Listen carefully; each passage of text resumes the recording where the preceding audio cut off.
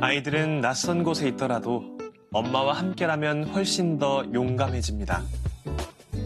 또한 성인들도 크게 놀랄 때 엄마를 감탄사처럼 외치기도 합니다.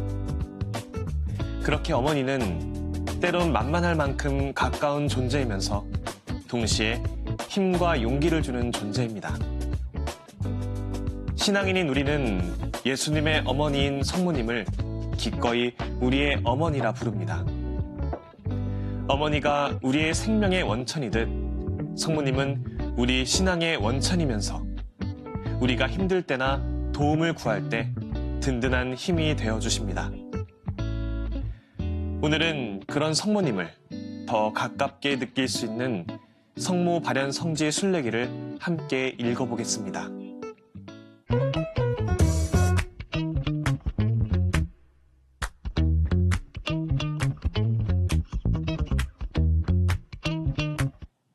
이 시간에 함께 읽을 책은 어머니의 땅을 밟다입니다. 신자들이라면 한 번쯤 성모 발현 성지로 순례를 떠날 수 있기를 꿈꿉니다. 성모 발현 성지에 대한 설명과 함께 순례하며 느꼈던 감정을 솔직하게 들려주고 있어 성모 발현 성지 순례를 준비하는 사람들이나 순례를 꿈꾸는 이들에게 많은 감흥을 줄 것 같습니다. 이 책은 3명의 저자가 각각 유럽과 멕시코, 베트남의 성모 발현 성지와 성인 성지를 방문한 후 썼는데요. 신효진 수녀님은 예수의 까리타스 수녀회 소속으로 월간 생활성서 편집자입니다. 김사비나 수녀님 역시 예수의 까리타스 수녀회의 수도자로 생활성서사의 대표로 소임하고 있습니다. 전옥주 작가는 낮 공원 산책, 꿈 지우기 등의 희곡 작품을 집필한 작가입니다.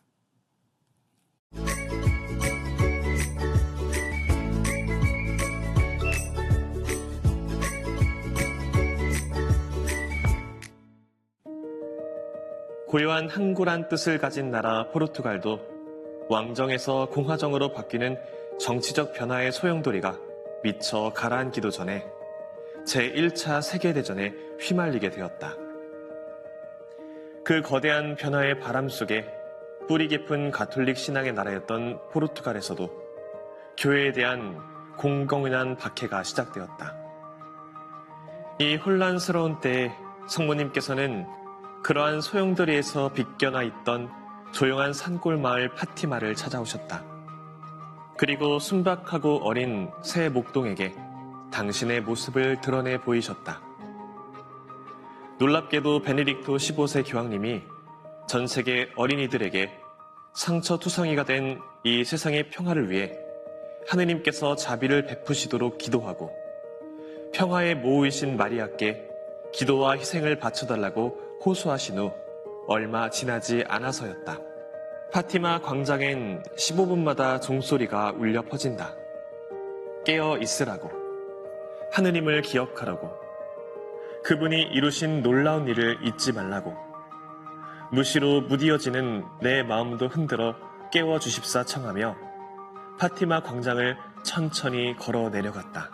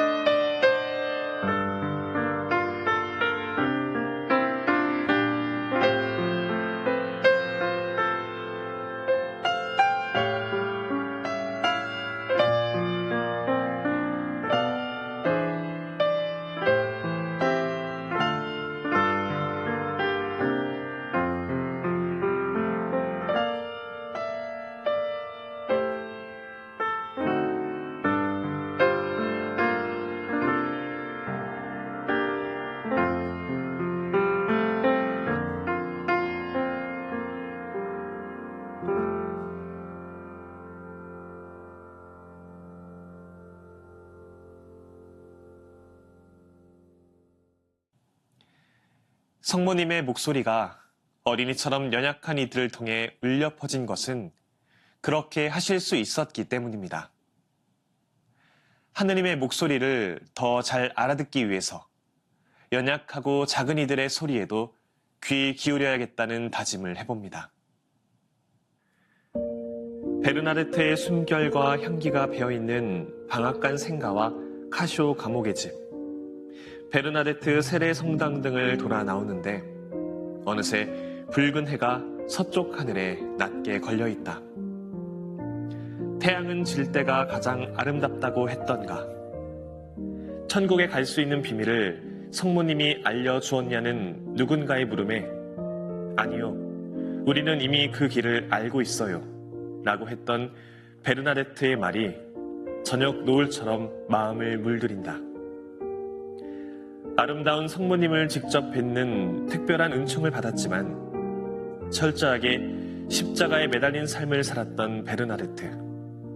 그러나 마지막 순간까지 그가 드린 기도는 감사의 기도였다.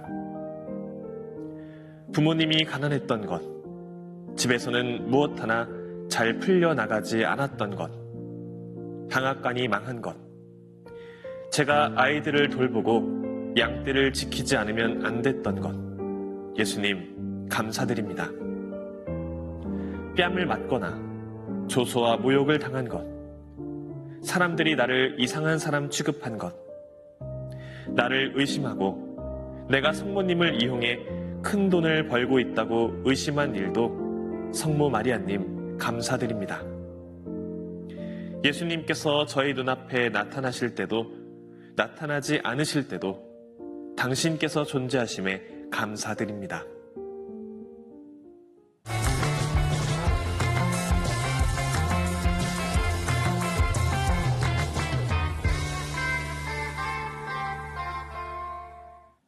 어머니의 땅을 밟다는 세계의 성모 발현 성지와 유럽의 여러 성지들을 방문한 내용을 담은 순례의 에세이입니다. 이러한 차원에서 지난 7회차 방송에서 소개해드렸던 세계의 성모 발현 성지를 찾아서와 함께 읽으면 그 내용의 깊이가 더욱 깊어질 수 있는 책이기도 합니다. 특별히 저는 전옥주 작가가 담당한 베트남 성모 발현 성지 순례글에 마음이 오래 머물렀습니다.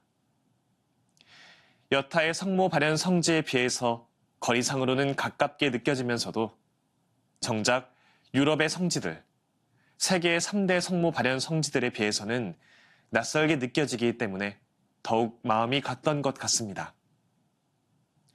라방 성지와 짝기우 성지를 중심으로 펼쳐지는 작가의 순례 이야기는 베트남 교회의 현실과 과거 우리와 비슷하게 박해 시기를 겪었던 베트남 교회의 역사를 아우르며 힘들고 어려운 순간으로부터 자유롭지 못한 이들의 고통을 함께 감내해 주시고 그들의 삶을 올가매는 매듭을 하나하나 풀어주시는 성모님의 마음을 헤아립니다.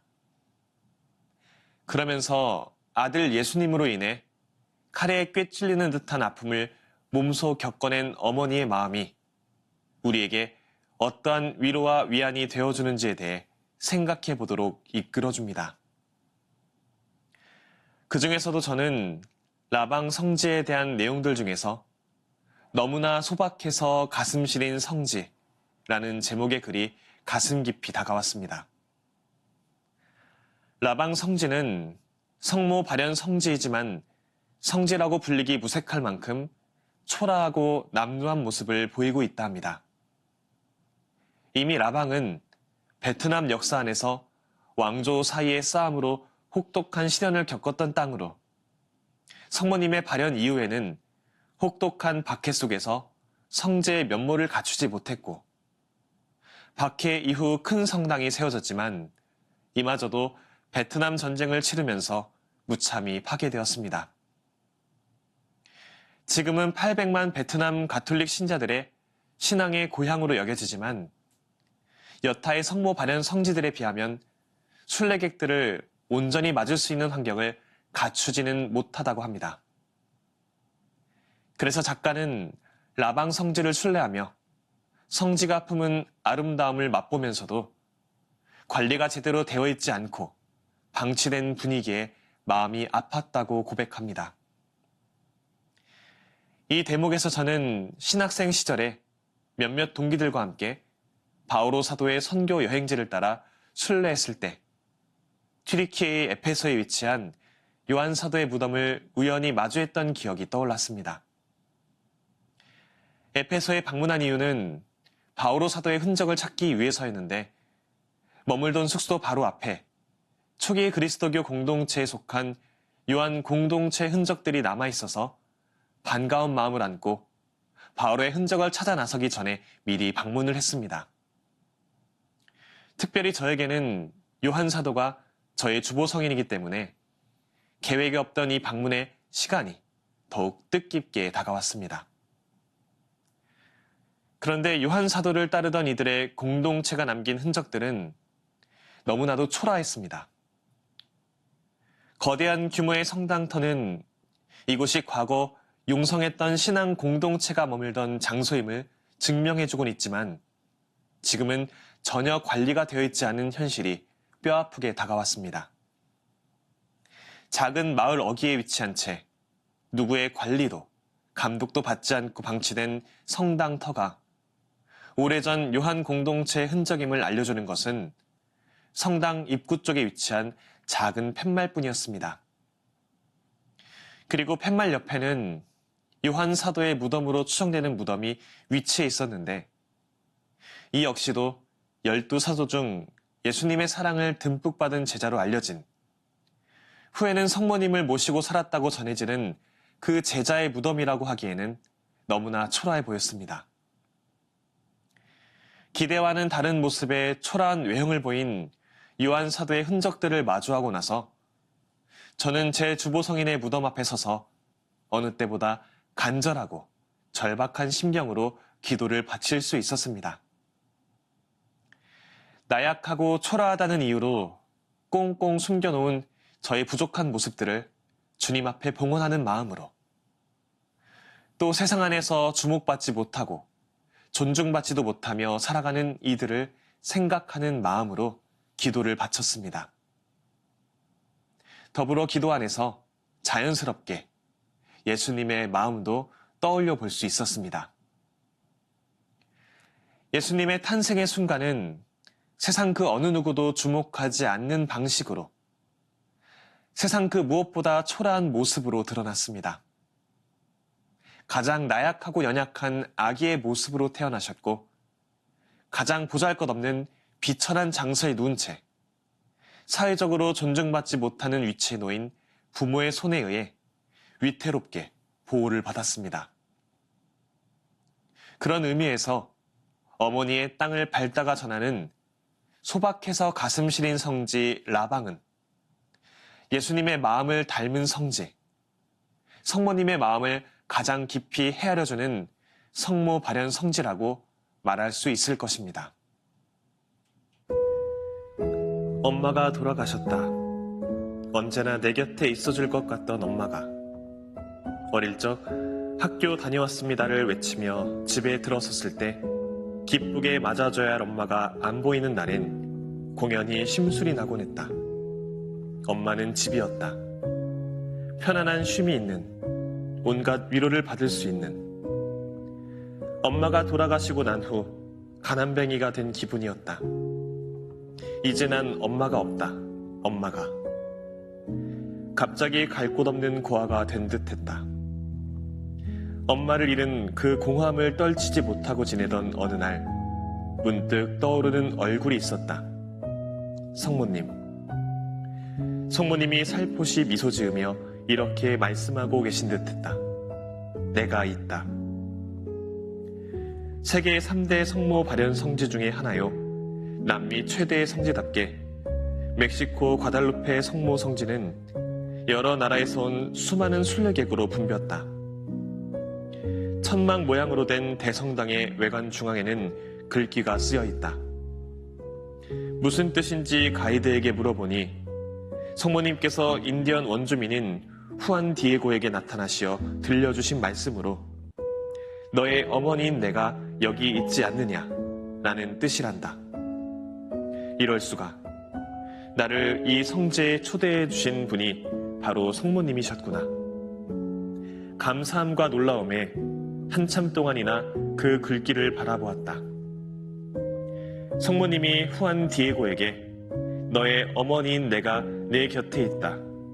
걱정하지 말라고 하신 이 말씀을 바로 내게도 들려주고 싶으셨던 것이리라. 사도행전은 예수님의 승천 이후 성모님이 제자들과 함께 한마음으로 기도에 전념했다고 전합니다. 그날로부터 시작된 그 기도는 오늘까지도 끊임없이 이어지고 있습니다. 성모님의 땅에서 그분을 뜨겁게 만났다면 일상으로 돌아와서도 그 마음을 지켜야 합니다. 성모님은 예수님의 첫 기적 때에 그랬듯 우리 모두를 믿음의 자리, 실천의 자리로 이끄십니다. 무엇이든지 그가 시키는 대로 하여라. 저는 다음 시간에 새로운 책으로 돌아오겠습니다. 평범한 일상 속에서 지혜를 발견하는 시간, 책. 지금까지 함께 해주신 여러분 감사합니다.